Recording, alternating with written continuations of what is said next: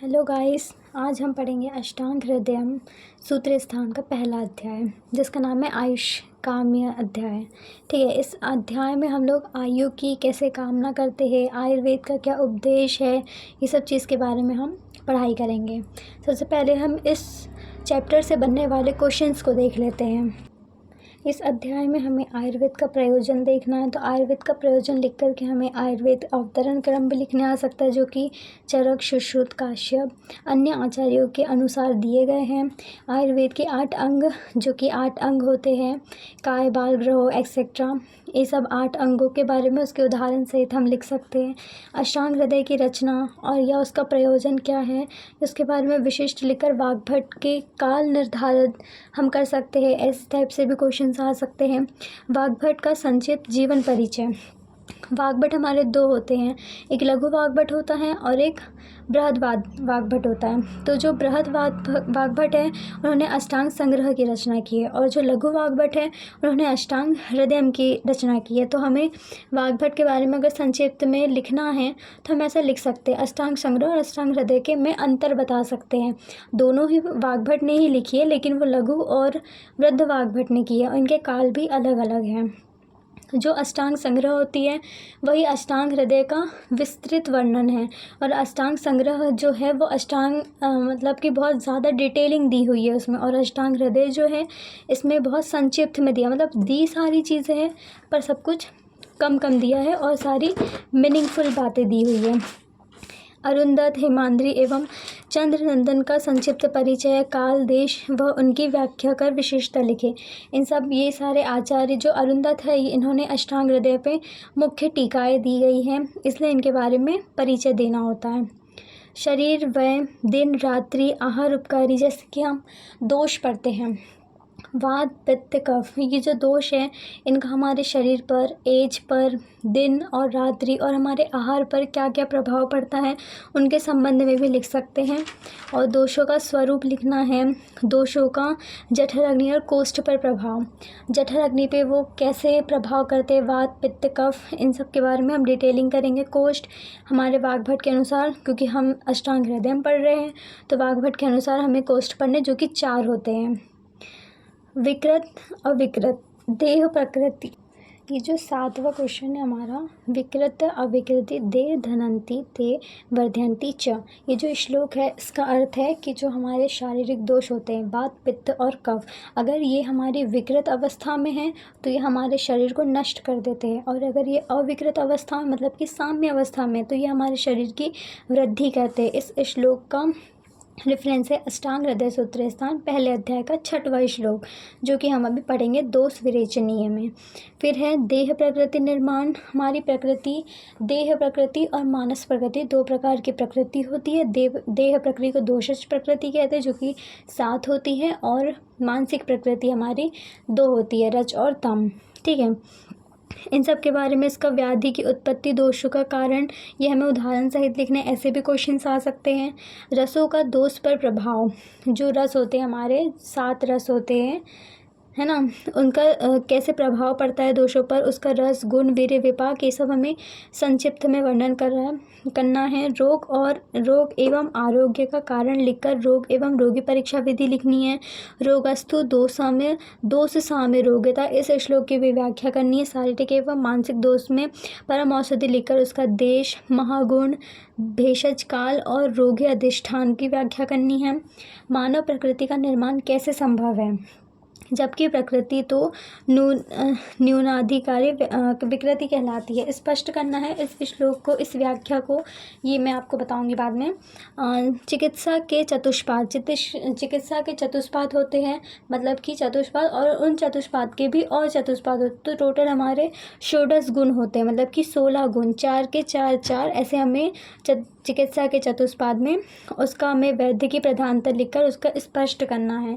यह साध्य असाध्यता की दृष्टि से रोग के भेद एवं उनका लक्षण बताकर हमें वैद्य की वृत्ति लिखनी है। अब हम अपना पहला अध्याय चालू करेंगे। इस अध्याय का नाम है आयुष कामी अध्याय।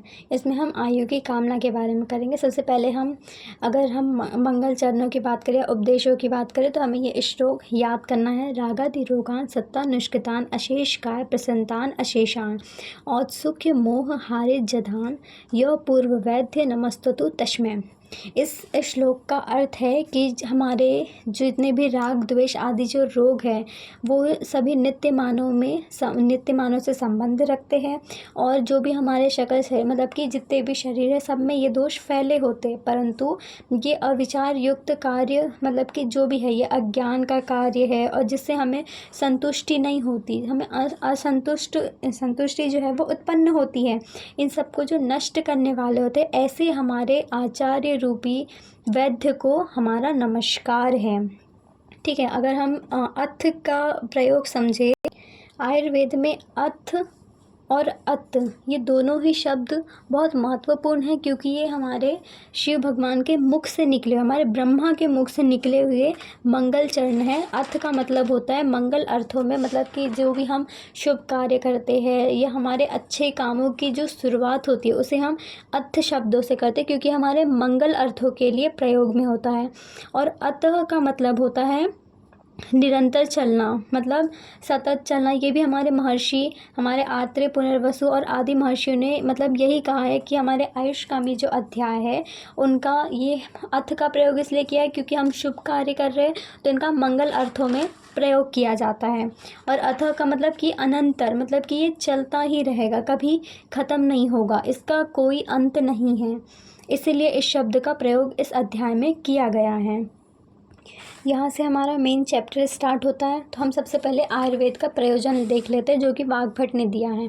आयु कामे माने धर्मा सुख साधनम आयुर्वेद उपदेशु विधेयी परमादरा। ये वाग्भट के अनुसार है। इसका अर्थ है धर्म, अर्थ एवं सुख, इन सभी का जो साधन है वो आयु है। इस आयु की कामना करने वाले पुरुष को आयुर्वेद के उपदेशों में परम आदर रखना चाहिए। ये वाग्भट के अनुसार है। अगर हम सुश्रुत के अनुसार बात करें तो आयुर्वेद का प्रयोजन है आयु अश्विन विदते अनेन वा आयु विदंती इति आयुर्वेदा। इसका रेफरेंस है सुश्रुत सूत्रस्थान 1/15। ठीक है, अगर वह आयु जिसमें आयु के द्वारा किसी ज्ञान की प्राप्ति हो या आयु को जानने का विचार हो, उसकी सत्ता हो, इन सब यही जो सब लक्षण हैं, अगर ये जिसमें पाई जाती है तो वो आयु है।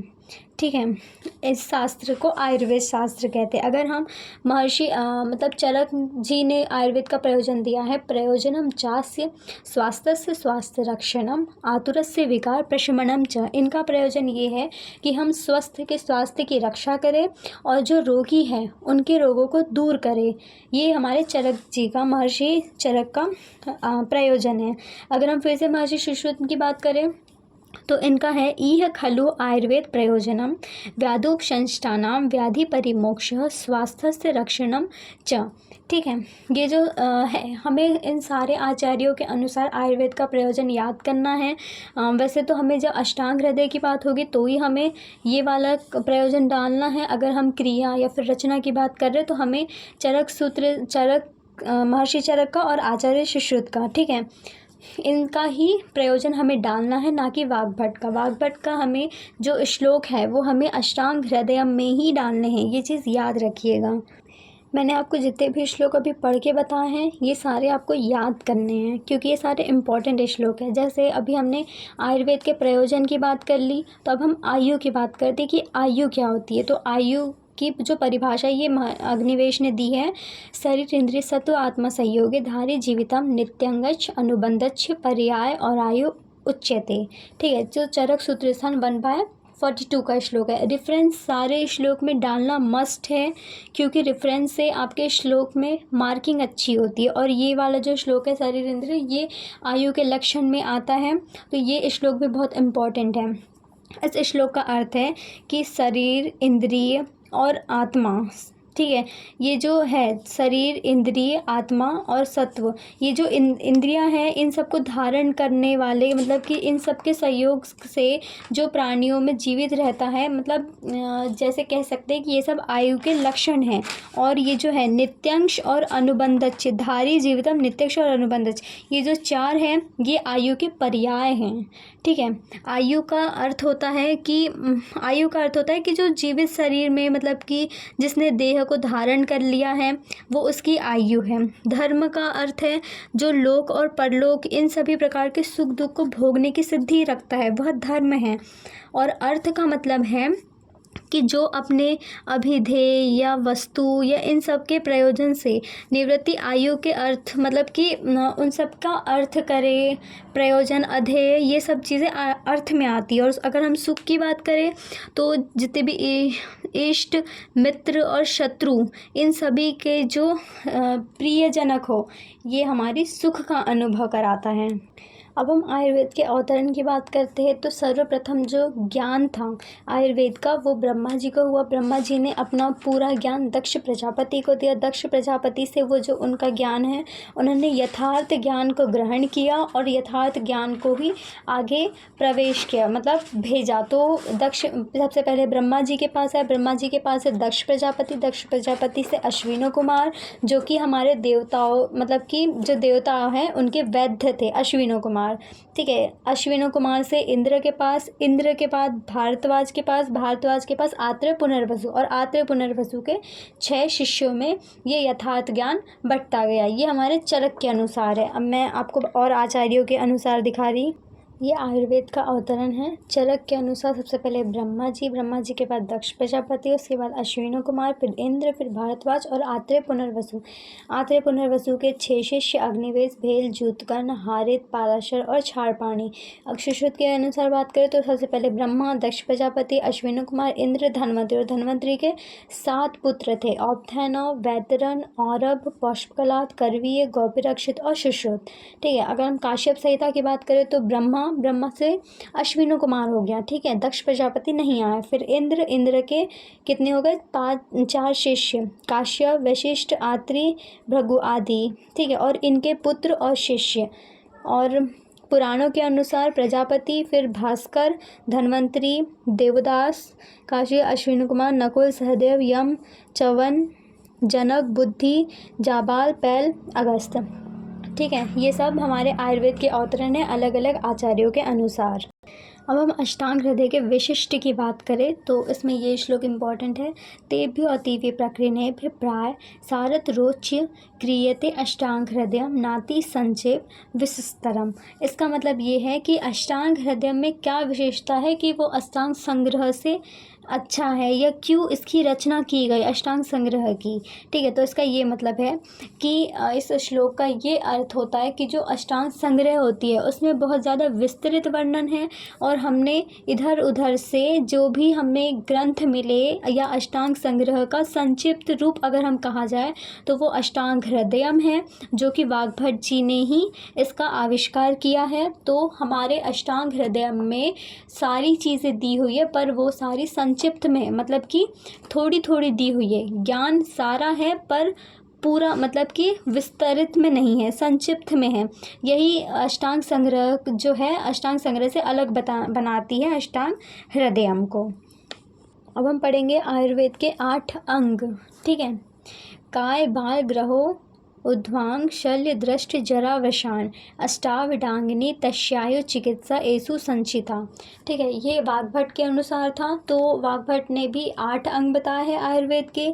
काय मतलब काय चिकित्सा, बाल मतलब कुमार भृत्य जो कि बच्चों के चिकित्सक होते हैं, ग्रह मतलब भूत विद्या, ऊर्ध्वा मतलब शालाक्य तंत्र, शल्य तंत्र मतलब सर्जरी, दृष्ट मतलब अगत तंत्र, जरा मतलब रसायन तंत्र, तथा वृष्य मतलब वाजिकर त्वरण तंत्र, ये जिन भी चिकित्सा हैं, ये 8 अंग होते हैं चिकित्सा के, जो कि हमारे बागभट्ट जी के अनुसार उन्होंने काय को पहले रखा है, फिर बाल को, फिर ग्रह, फिर उद्वांग, फिर शल्य, फिर दृष्टि, फिर जरा और फिर वृषण। ऐसे ही चरक के अनुसार इसका क्रम अलग होगा, सुश्रुत के अनुसार अलग होगा। सुश्रुत के अनुसार शल्य पहले आएगा, क्योंकि वो सर्जरी के डॉक्टर थे, इसलिए उन्होंने शल्य को पहले रखा है। और चरक के अनुसार भी काय ही पहले आएगा, बागभट्ट के अनुसार भी काय ही पहले आएगा, क्योंकि जो हमारे बागभट्ट जी हैं उन्होंने हमारे महर्षि चरक को ही मतलब संबोधित किया है, मतलब उनके ही जैसे उन्होंने किया है। ठीक है, तो ये हमारे 8 अंग हो गए। अब हम इन 8 अंगों को अलग अलग पढ़ेंगे। सबसे पहले हम पढ़ेंगे काय चिकित्सा। ठीक है, काय का मतलब होता है शरीर। हम शरीर की चिकित्सा के बारे में पढ़ेंगे, तो हमें सबके श्लोक पर्टिकुलर याद होने चाहिए, पूरे 8 अंग के। और इन 8 अंगों का एक मेन श्लोक भी याद होना चाहिए, जो कि था काय बाग्रहोद्वांग शल्य दष्ट जरावशान अष्टावडांगिनी तस्यायु चिकित्सा एसु संचिता। ये श्लोक हमें सबसे पहले डालना है। अगर कोई भी अंग आ जाए पर्टिकुलर, तो हमें सबसे पहले वो अंग डालना है, उसके बाद में उसके अंतर्गत हमें फिर जो पूछा है वो वाला अंग डालना है। ठीक है, तो सबसे पहले हम काय चिकित्सा कर लेते हैं। काय चिकित्सा नाम सर्वाव संचिता नाम व्याधि नाम ज्वर रक्त पित्त शेषुमनान अस्पार कुष्ठ मेह अतिसार आदि नामों पश्यमानार्थम। ठीक है, ये श्लोक हमें याद करना है। ये सुश्रुत ने दिए हैं ये श्लोक, सुश्रुत सूत्र स्थान 1/6। ठीक है, अर्थात शरीर के सर्वांग में होने वाले ज्वर, रक्तपित्त, शोष, उन्माद, अपस्मार, कुष्ठ एवं अतिसार आदि रोगों की चिकित्सा एवं विधान जिससे किया जाता है आयुर्वेद के उस अंग को काय चिकित्सा कहते हैं। और काय चिकित्सा की बात हो रही है, तो हमारे संपूर्ण शरीर में जितने भी रोग होते हैं उन सब की चिकित्सा कैसे की जाती है, वो उसके बारे में जिस आयुर्वेद के अंग में दिया गया है उसे हम काय चिकित्सा कहते हैं। फिर अगर हम कुमार भृत्य की बात करें, तो पीडियाट्रिक्स, जो कि बच्चों का डॉक्टर है। ठीक है, बाल रोग। कुमार भृत्य नाम कुमार भरंती छोर दोष संशोधान दृष्टि स्तन्य ग्रहम शुद्धानाम च व्याधि नामो पश्यमानार्थम। मतलब कि जो मदर होती है, मदर से बच्चे को अगर कोई डिसीज़ ट्रांसफ़र हो जाती है, मदर रिलेटेड जो बेबी का ट्रीटमेंट होता है उसकी बात हम करते हैं बाल रोग में। ठीक है, तो कुमार का मतलब होता है बालक, जिसका बालक का जब वो छोटा होता है तो उसका भरण पोषण कैसे करना है। धरती परीक्षा मतलब कि मिल्क की, है ना, कैसे उस मिल्क की परीक्षा करनी है, वो अच्छा है या नहीं है। दुष्ट स्तन विशोधनम, अगर दूध अच्छा नहीं आ रहा है, उसमें दुष्टि है, तो उसे हम कैसे शुद्ध करें, इन सब के बारे में। ग्रहजन्य रोग की उस किस ग्रह में है वो। बाल के रोगों की चिकित्सा का विधान जिस भी उसमें मिलता है अंग में, उस अंग को हम कुमार भृत्य या बाल रोग कहते हैं। अब हम तीसरे अंग की बात करते हैं, जो कि है ग्रह। ग्रह का मतलब होता है भूत विद्या। ठीक है, जैसे कि हम साइकोलॉजी के बारे में जो स्टडी करते हैं उसकी बात हो रही है। भूत विद्या नाम देवासुर गंधर्व यक्ष रक्षम पित्त पिशाच नाग ग्रह धूप संस्तेचा शांति कर्म बलि हरणादि ग्रहों पश्यमानार्थम। देवता, पितृ, पिशाच तथा ग्रह आदि के आक्रमण से पीड़ित व्यक्तियों को कष्ट से दूर करने के लिए उन्हें देव आदि की बलि, उपहार, पूजा आदि का विधान, जिस द्वारा रोग की शांति का उपाय जिसके द्वारा किया जाता है, उस अंग को हम भूत विद्या कहते हैं। ठीक है, अगर इनसे पीड़ित है और उनका अगर हम किसी की पशु की बलि दे रहे हैं, इन सब के बारे में ये सब भूत विद्या मतलब कि ग्रह में होता है। ठीक है, फिर है हमारा ऊर्ध्वांग मतलब कि सालाक्य तंत्र, है ना। सालाक्य तंत्र मतलब सुप्रा क्लेविकुलर रीजन, मतलब कि सालाक्य तंत्र ऊपर का रीजन। ऊर्ध्व जत्रुगत कहते हैं ना, हमारे नेक और हेड वाला रीजन। तो नेक से हेड, ग्रीवा और शीर वाला जो रीजन होता है उसे सालाक्य तंत्र कहते हैं। ठीक है, शालाक्य नाम नामो ऊर्ध्व जत्रुगतानाम रोगाणाम श्रवण वदय नयन घ्राण दिशाचुना व्याधिनु नामो पश्यमानार्थम। अर्थात हमारे कान, नेत्र, मुख, नासिका मतलब नाक आदि जितने भी ऊपर के जो अंग हैं हमारे जत्रु के ऊपर मतलब कि ग्रीवा, जत्रु मतलब हमारा क्लेविकल के ऊपर वाला जो रीजन है हमारा, वहाँ के जितने भी रोग हैं अगर उसको शांत करने की बात करें तो ये सब हमारे सालाक्य तंत्र में आते हैं। फिर है हमारा 5th शल्य तंत्र। शल्य मतलब कि सर्जरी, ठीक है। तत्र शल्य नाम विविध तृणाकाष्ठ पाषाण पंसु लोह लोष्ठाति बलनख पुयस्त्रादृष्टिवंतरम भन शल्यो द्वारनाथम यंत्र शास्त्र क्षारग्नि प्रतिधान वंत विधि न्याचार्थम। मतलब कि जो हमारे अगर हम सर्जरी रिलेटेड बात करें तो अनेक प्रकार के घास, लकड़ी, पत्थर, धूलीकर्ण, धातु मतलब लोहा आदि, मिट्टी, हड्डी, केश, नख, पूय, अस्त्राव, मूढ़गर्भ अर्थात आदि शारीरिक और आगंतुकी जो हमारे शल्य से निकलने वाले यंत्र, शस्त्र, शाराकर्म, अग्निकर्म का प्रयोग जिसमें किया जाता है वो हमारे शल्य तंत्र में आते हैं। फिर हमारा 6वां जो तंत्र है वो है हमारा दृष्ट मतलब कि अगत तंत्र, टॉक्सिकोलॉजी, है ना। अगत तंत्र नाम सर्प, कीट, लूता, मुष्कादि दृष्ट विषप व्यंजनार्थम विविधि विषय संयोगो पश्मार्था नाम। मतलब कि हमारे सर्प, कीट, लूता मतलब कि मकड़ी आदि से जो पीड़ित जो व्यक्ति होते हैं उनके स्वाभाविक क्रमिक संयोग से होने वाले विष से अगर कोई मनुष्य ग्रस्त है तो उसकी चिकित्सा जिस अंग में होती है उसे अगत तंत्र कहते हैं। फिर है जरा। जरा मतलब रसायन तंत्र, ठीक है। रसायन तंत्र नाम वयः स्वस्थमायु मर्धबलम रोग परिसमर्थनंच दीर्घ आयु दीर्घकाल तथा दीर्घकाल तक तरुण अवस्था मतलब कि स्थापन करने के लिए आयु, बल तथा बुद्धि की वृद्धि के लिए एवं शरीर के रोग प्रतिरोधक शक्ति को बढ़ाने के लिए जिस आयुर्वेद के अंग का उपयोग किया जाता है उसे रसायन तंत्र या जरा कहते हैं। विष की बात करें अगर हम जो कि हमारा 8वां तंत्र है इसे हम वाजीकरण तंत्र भी कहते हैं। इसका श्लोक है वाजीकरण तंत्र नाम अल्प दृष्ट छीन विशुक्य रेत साम्याप्तन प्रसादनो पच्य यन जनन निमृतः प्रहर्ष जननार्थ च। अर्थात अल्पवीर, दुष्टवीर, क्षीणवीर एवं शुक्यवीर जनों में वीर्य पुष्टि, वीर्य शोधन, वीर्य वृद्धि और वीर्य उत्पादन करने के लिए जो प्रहर्ष मतलब कि बढ़ाने के लिए जो यंत्र का यूज़ होता है या अंग का यूज़ होता है उसे हम वाजीकरण कहते हैं। इस प्रकार हमारे 8 अंग के श्लोक उनका अर्थ ये हमारा हुआ तो हमारे आयुर्वेद के 8 अंग हो चुके हैं कंप्लीट। ओके गाइस, आज के लिए इतना ही। आज हमने पढ़ा आयुर्वेद के बारे में। आयुर्वेद का फर्स्ट चैप्टर जब हमने स्टार्ट किया तो हमने उसके कुछ क्वेश्चंस देखे थे, उसमें से हमने कुछ क्वेश्चंस डील कर लिए हैं। हमने सबसे पहले आयुर्वेद का प्रयोजन पढ़े, प्रयोजन पढ़ने के बाद में उसका अवतरण पढ़े, अवतरण के बाद में विशेषताएँ पढ़े, आयु का लक्षण पढ़े, आयु की परिभाषा पढ़े। अनेक आचार्यों के अनुसार हमने आयु को जानने की कोशिश किए। फिर हमने आयुर्वेद के 8 अंग पढ़े, उन 8 अंग का भी विस्तृत वर्णन हमने किया है। अब इसके आगे हम नेक्स्ट पार्ट में देखेंगे। Thank you for watching.